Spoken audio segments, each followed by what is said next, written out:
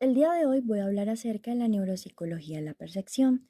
Voy a iniciar este primer apartado citando a Rilo Rapel 2014, Neuropsicología Barcelona de España, editorial UOC, quien nos dice, para poder interaccionar con un medio que fundamentalmente resulta cambiante, la evolución nos ha adoptado diferentes mecanismos biológicos sensibles a diferentes tipos de energías.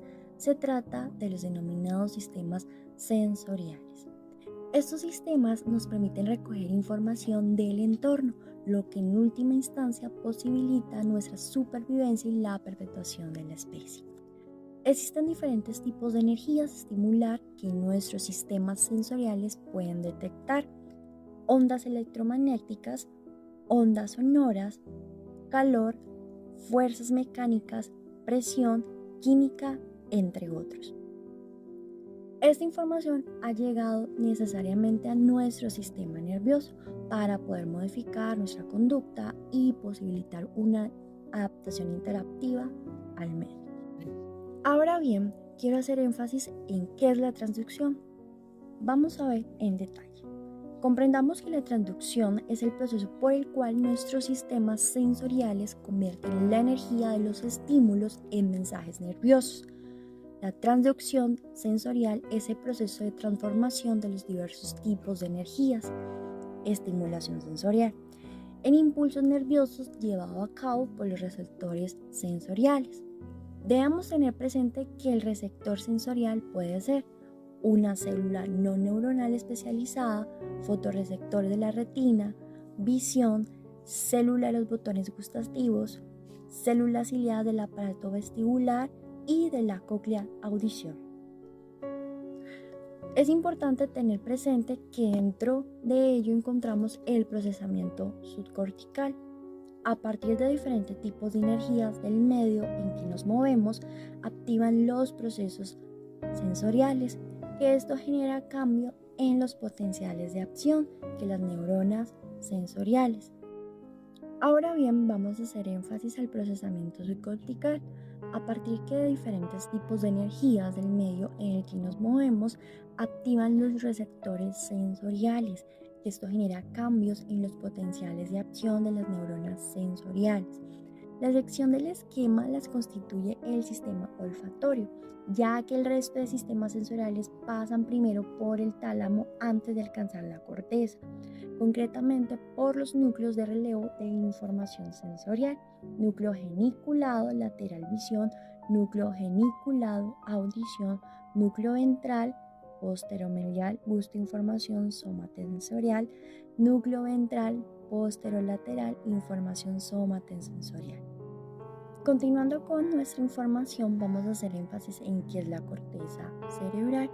Es importante comprender que hasta la Primera Guerra Mundial se conocía la función de muy pocas áreas de la corteza cerebral, pero en esa época soldados con heridas de bala en pequeñas zonas del cerebro fueron estudiados sistemáticamente en busca de cambios funcionales cerebrales.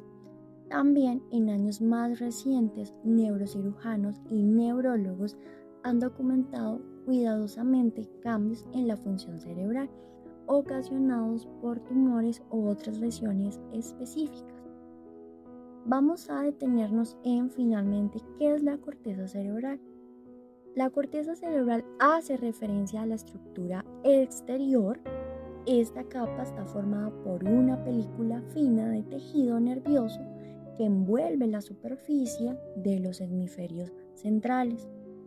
La configuración externa de la corteza cerebral presenta pliegues o circunvoluciones que se encuentran separados por cisuras o surcos y se encuentran formados por sustancias gris, y a su vez los hemisferios se dividen en los lóbulos que llevan el mismo nombre del hueso del cráneo vecino, a donde están ubicadas las zonas frontal, parietal, temporal y occipital.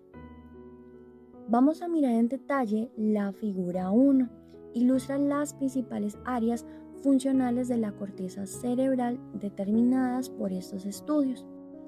En la zona lóbulo parietal encontramos área de la sensibilidad general, área psicosensitiva y centro de la comprensión de las palabras escritas. En el lóbulo occipital encontramos área psicovisual y área visual.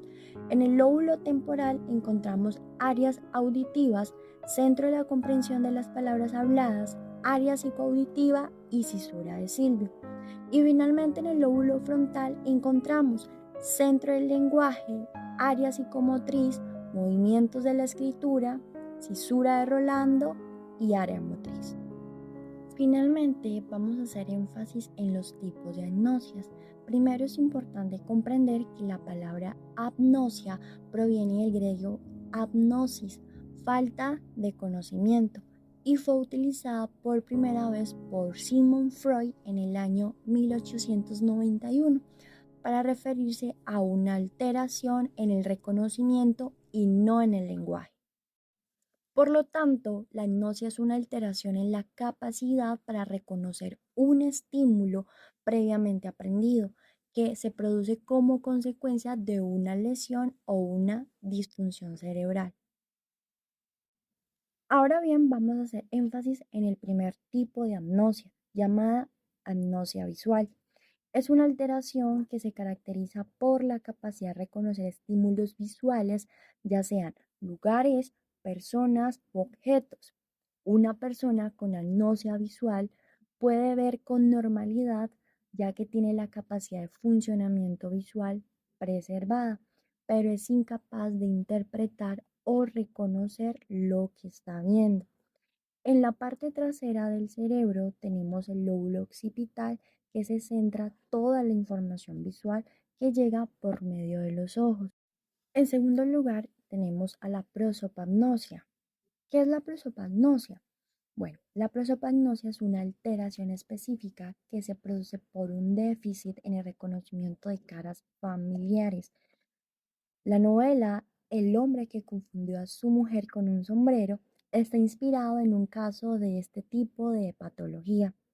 Las lesiones del lóbulo occipital y temporal del hemisferio derecho pueden producir este trastorno.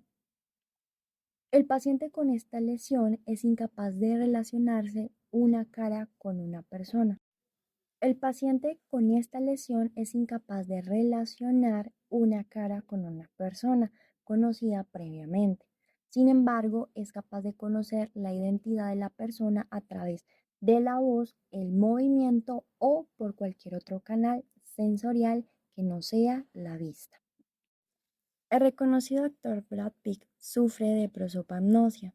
Afirma que sabe que aquello que está viendo es una cara, pero que ha perdido la conexión entre la cara y la identificación que tiene esta cara.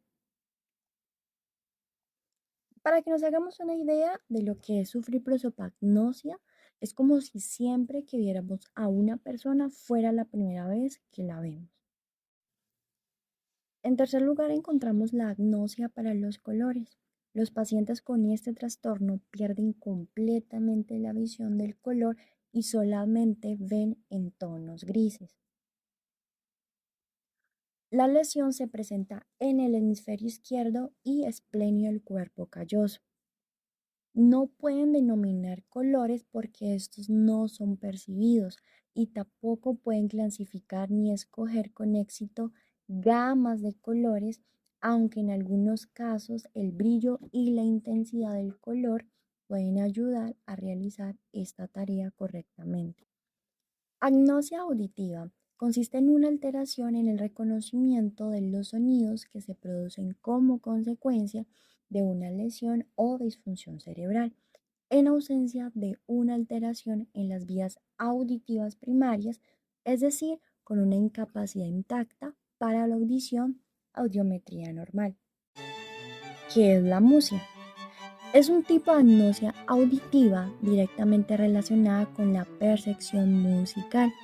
Se estima que sobre un 4% de la población es música, es decir, que sufren alteraciones en el cerebro de manera congénita, heredada o adquirida al causa de algún tipo de accidente neurológico y que pueden generar amnesia perceptiva, imposibilidad de diferenciar tonalidades motoras, no pueden silbar o cantar.